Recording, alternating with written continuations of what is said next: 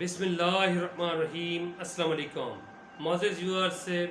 आज कल वालिदैन के अंदर, पेरेंट्स के अंदर एक कंसर्न बढ़ता जा रहा है रिगार्डिंग दी चिल्ड्रेन, बच्चों के मुतल्लिक, कि जब भी हमारे बच्चे बीमार होते हैं और हम अपने मालिज के पास लेकर जाते हैं और चेकअप के लिए क्लिनिक के अंदर या हॉस्पिटल के अंदर, जब उनका मालिज उनको एंटीबायोटिक सिरप्स वगैरह एडवाइस कर रहा होता है, तो जो रिक्वायर्ड टाइम होता है उसके अंदर फ़ायदा नहीं दे रही होती।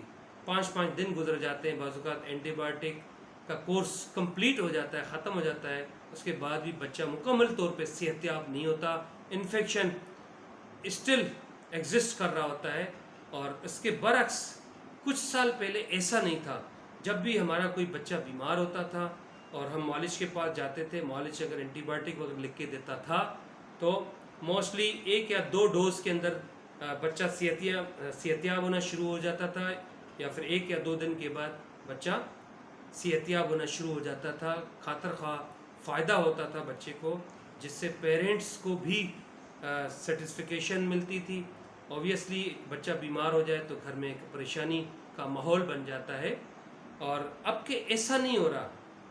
5-5 दिन गुजर जाते हैं, 4-4 दिन गुजर जाते हैं कि ये फ़ायदा क्यों नहीं हो रहा एंटीबायोटिक से।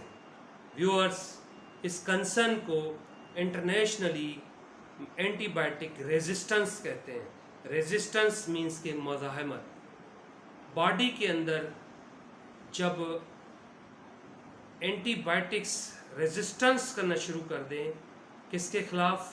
बैक्टीरियाज़ के ख़िलाफ़। मीन्स के बैक्टीरियाज़ को वो असर ही नहीं करती, एलिमिनेट ही नहीं करती, मज़ाहमत ही नहीं करती।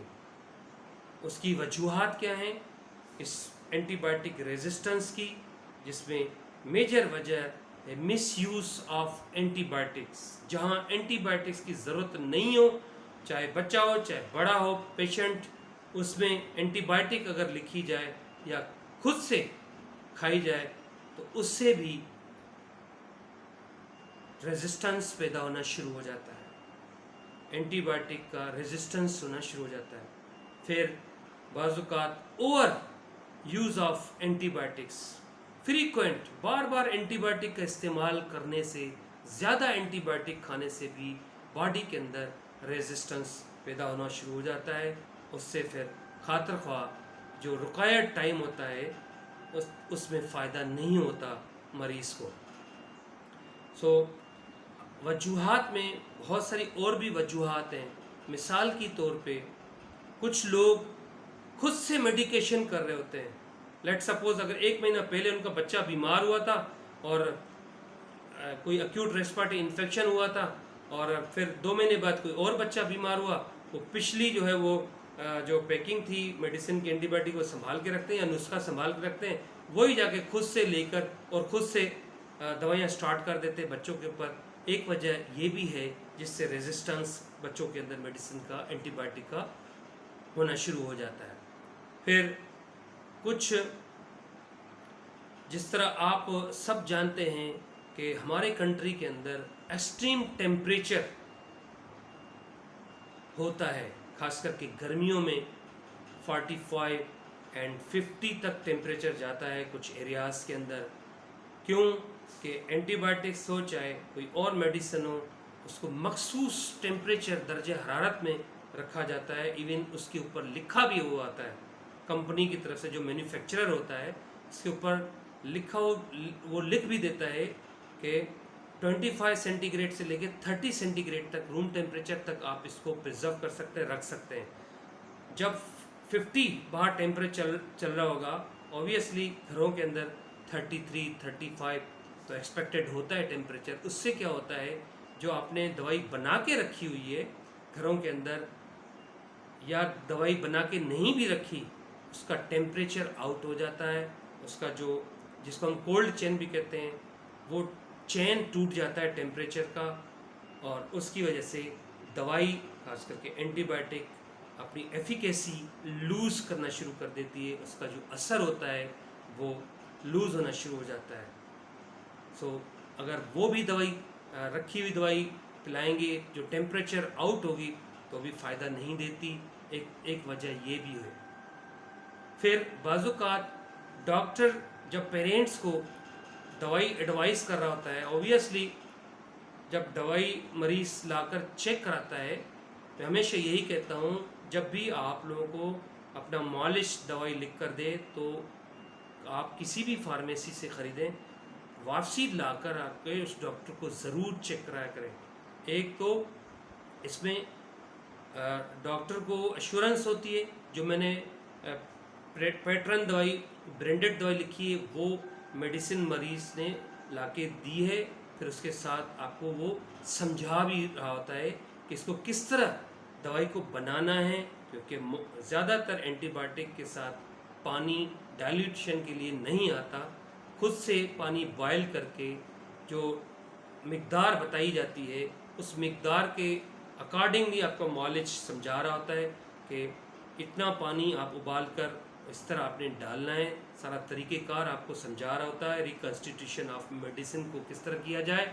और फिर डोजेजेस भी, जो इम्पॉर्टेंट चीज़ है मेडिसिन की दुनिया में, डोजेजेस बहुत ज़रूरी होता है समझना कि डॉक्टर अगर 2 टेबल स्पून सुबह और 2 टेबल स्पून शाम बता रहा है तो आप उसको कंप्रोमाइज़ नहीं करें।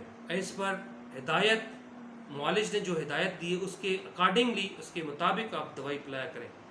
मोस्टली ये भी देखा गया है कि ऑब्जर्वेशंस रही हैं कि जैसे ही बच्चा ठीक होना शुरू हो जाता है तो पेरेंट्स थोड़े रिलैक्टेंट हो जाते हैं, डोजेजेस में कमी कर देते हैं, बाज़ औक़ात डोज मिस भी कर जाते हैं।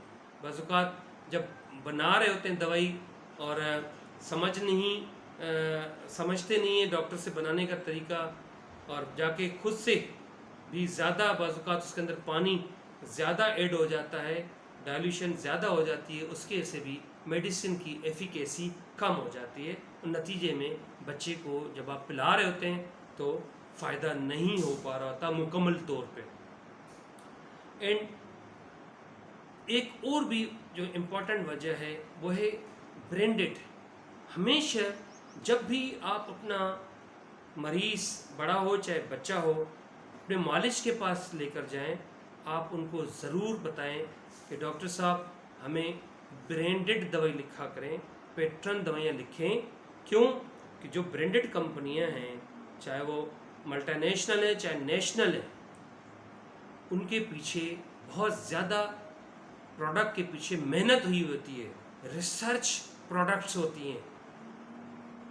जब आप ब्रांडेड रिसर्च प्रोडक्ट्स आप पिलाएंगे हिदायत के मुताबिक, जिस तरह आपके मुआलिज ने हिदायत की होती है, ऑब्वियसली उसके नतीजे में उसकी एफिकेसी 100% आती है, उसके नताइज 100% एक्सपेक्टेड होते हैं, और उससे आपका बच्चा जो मुकर्रर टाइम होता है उसमें ठीक हो चुका होता है, इन्फेक्शन एलिमिनेट हो चुका होता है।